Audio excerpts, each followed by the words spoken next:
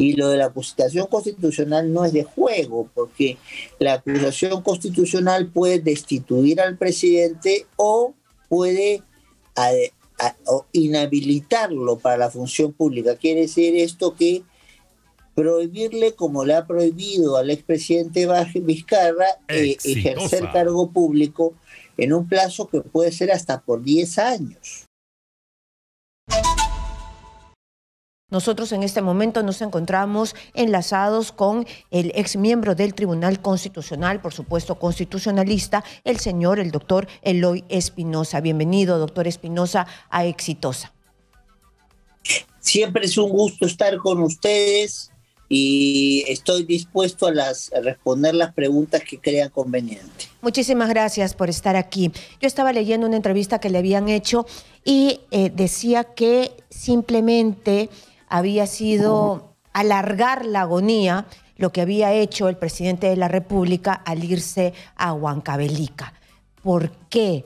¿Qué consecuencias puede acarrear? Porque se ha abierto varios flancos, ¿no? Porque no solamente está el flanco constitucional, puede haber un flanco supranacional y un flanco legal. Explíquenos bonito para que todos entendamos. Con todo gusto, casi con manzanitas. Así es. Vamos a ver. ¿Qué es lo que ocurre en el caso Castillo? Olvidémonos del tema de traición a la patria, porque eso tiene otro recorrido. Estamos hablando del famoso puente Tarata 2. Entonces, con respecto al puente, Exitosa. Lo que se había hecho antes en estos casos era no tocar a los presidentes, lo cual yo siempre dije que estaba mal porque la norma dice no acusar, pero para poder acusar tienes que hacer una investigación preliminar y tienes que hacer una investigación definitiva. Nada prohibía hacerlo. Y ahora lo que ha hecho la Fiscalía de la Nación es iniciarle la investigación preliminar. Entonces, en ese escenario, lo que debió decir la defensa de Castillo, aunque ellos estuvieron en contra de esa actuación del fiscal de la Nación y del juez supremo Checkley, lo que ellos debieron decir es, bueno, ya está el asunto judicializado y no nos abramos más frente si contestamos por acá. Pero no, pues sale el presidente Castillo a decir, yo le contesto a todo el mundo e incluso le pone una fecha, que fue la de ayer, a la Comisión de Fiscalización para recibirlos y contestarles prácticamente sobre lo mismo, porque la investigación de la comisión es sobre lo mismo. Entonces, es abrirse dos frentes sobre un mismo problema con un riesgo mayor. ¿Por qué? En el caso del Congreso. Porque mientras un proceso judicial, el juez recibe los paquetes del fiscal, habilita que lo juzguen, es un trámite más largo. En cambio en el Congreso, entonces si el informe que debe presentarse mañana dice que el presidente se ha opuesto a cumplir con el artículo 97 de la Constitución, que dice que hay que darle facilidades al Congreso para poder habilitar cualquier investigación, el presidente podría incurrir en lo que se llama una infracción constitucional, no cumplimiento de un artículo de la Constitución. Y eso va incluso más rápido que lo que van los jueces y fiscales. Basta que lleven eso al Congreso, a la subcomisión de asuntos constitucionales. La comisión va a decir que sí, y después esto lo llevan a la comisión permanente y al pleno. Y ojo, la legislatura dura hasta el 6 de julio, por lo cual si quieren correr con eso lo pueden hacer. O sea, tiempo hay. Yo me quiero detener aquí porque Benji Espinosa, el abogado del presidente de la República, usted me dice que falla en la estrategia según su punto de vista, porque en vez de cerrarse en lo que ya había dicho el juez y solamente optar por la estrategia judicial, él además va a seguir por este camino apelando. Es decir, él dice que el juez no tiene la última palabra, va a ir a las demás instancias. Se abre otro flanco y este flanco corre más rápido.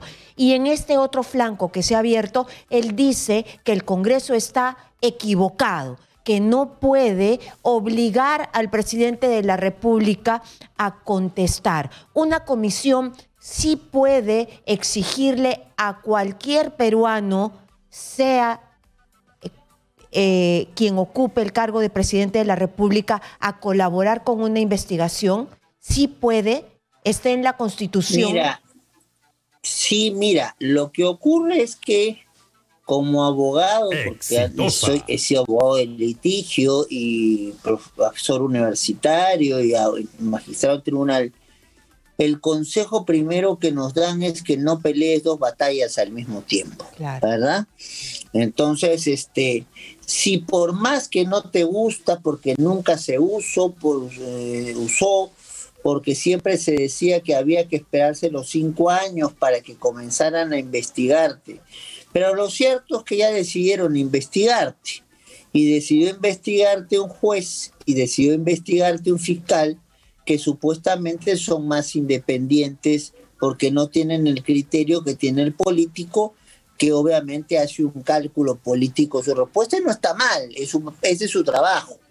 Entonces, puestos en esa situación, lo que debieron hacer ellos, creo yo, y ahora sí, librado del cargo de juez constitucional, puedo decir estas cosas sin recodo.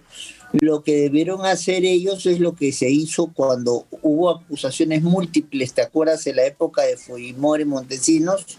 Entonces mucha gente decía, no, mi caso ya está judicializado. Y ni respondían al Congreso de la República, ni les respondían. Me peleo con el Poder Judicial, con el Ministerio Público, pero al Congreso no le contesto, porque si no puedo entrar en contradicciones, y además, si tengo un alto cargo, ese alto cargo del Congreso me da un trámite muchísimo más rápido que es el de la acusación constitucional. Y lo de la acusación constitucional no es de juego, porque la acusación constitucional puede destituir al presidente o puede inhabilitarlo para la función pública. Quiere decir esto que prohibirle, como le ha prohibido al expresidente Vizcarra, ejercer cargo público en un plazo que puede ser hasta por 10 años. Entonces, yo con todo respeto creo que no se puede pelear en dos tribunas. Si ya aceptaste, porque fuiste a que te cambiaran la lógica y de que decía el fiscal, y el juez te lo ha ratificado, calladito estoy más bonito, y me voy por el lado que es el más largo y el más garantista, y además el que me permite, artículo 139, inciso 2 de la Constitución, en que nadie intervenga en investigaciones judiciales. Eso es lo que hubiera hecho. Muy bien. ¿Y qué pasa? Yo creo que ahí se ha cometido un error que puede ser muy grave para la defensa del presidente Castillo. Claro, muy grave, porque la vía del Congreso de la República va a avanzar tan rápido que podría terminar en esta misma legislatura.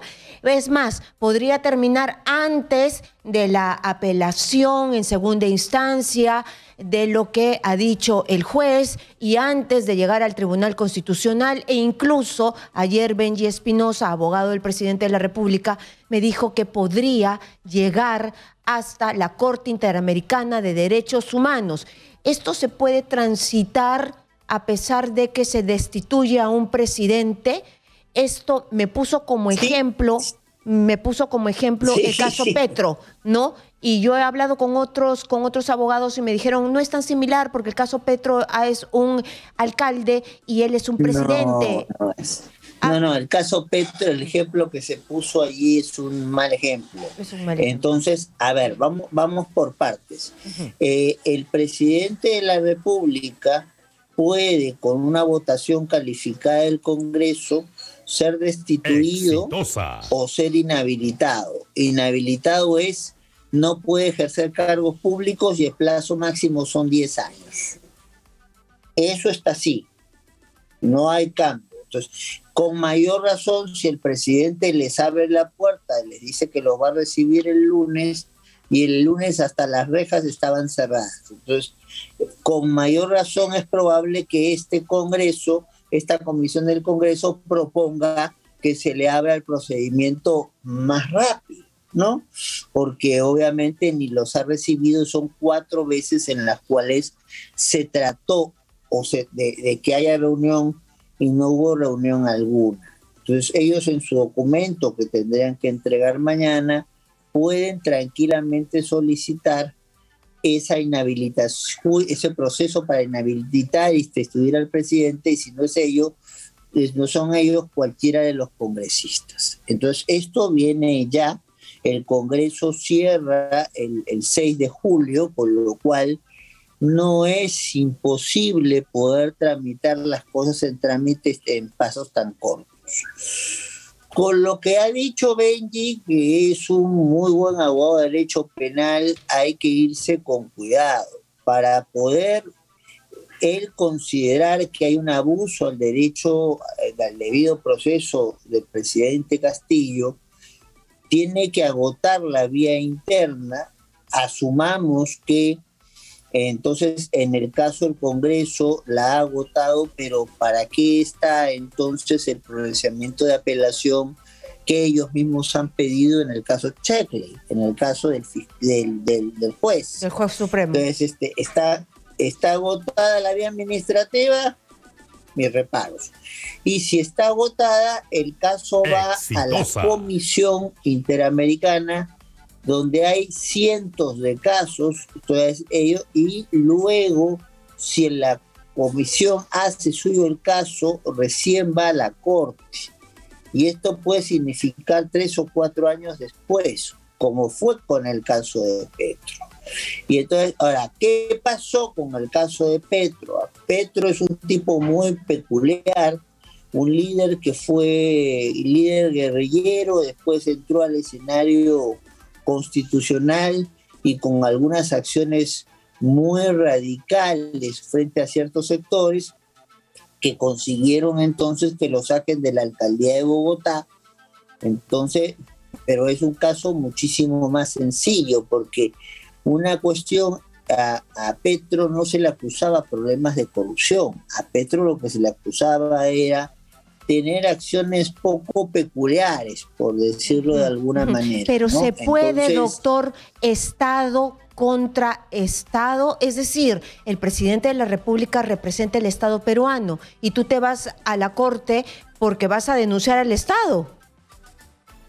Bueno, pero es que a veces es inevitable. Te cuento nuestro caso personal. Cuando nosotros descubrimos es cierto. que nuestros antecesores habían escondido una página donde el fallecido magistrado Vergara decía que había votado un sentido distinto a lo que ellos decían en el caso del Frontón, entonces no nos quedó otra cosa frente a la persecución del Congreso de aquel entonces de ir ante la Comisión y la Corte. Entonces era Estado contra Estado.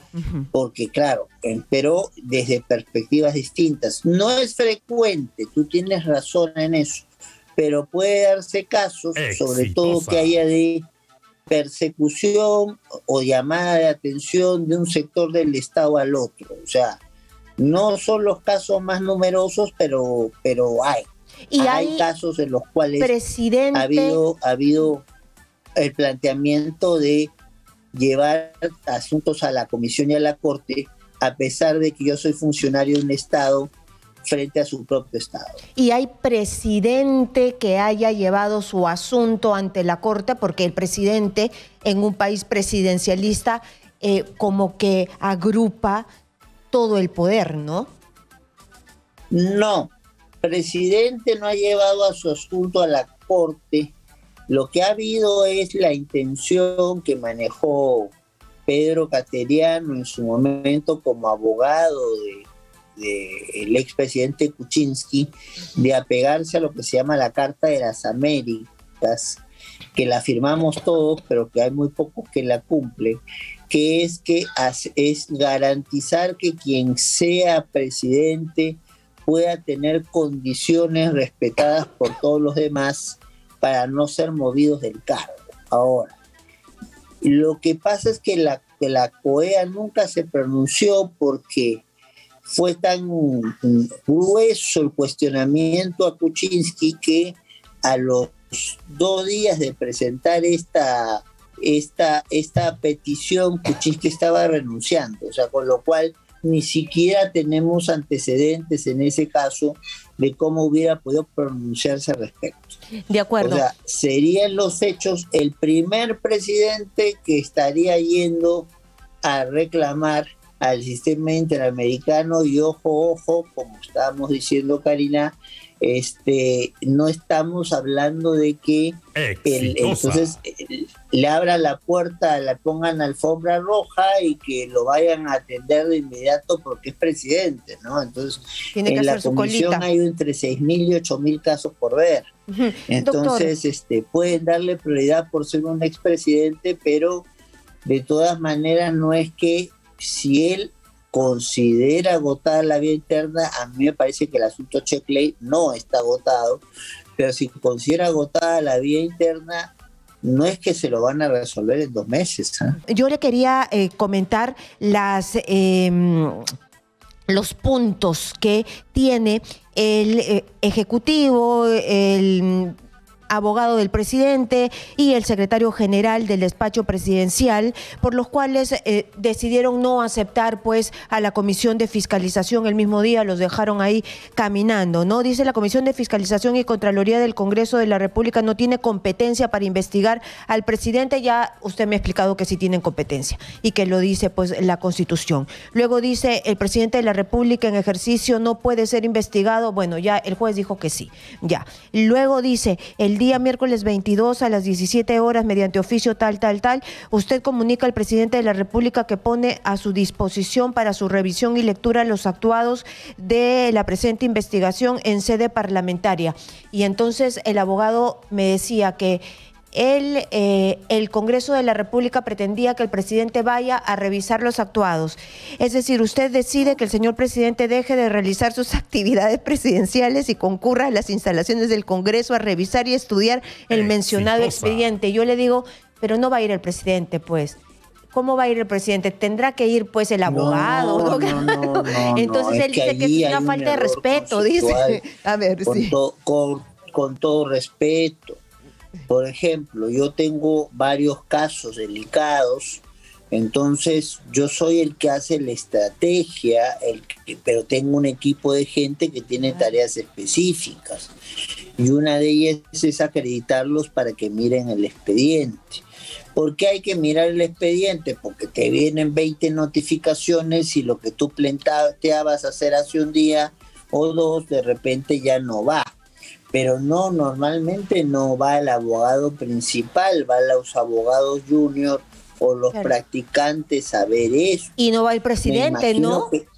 No va el presidente de la República, no tiene nada que ver con esto. ¿Qué sabrá de derecho? Yo tampoco sé de derecho. ¿Cómo voy a ir yo? Pues tendrán que ir los abogados junior, pues, ¿no? Claro.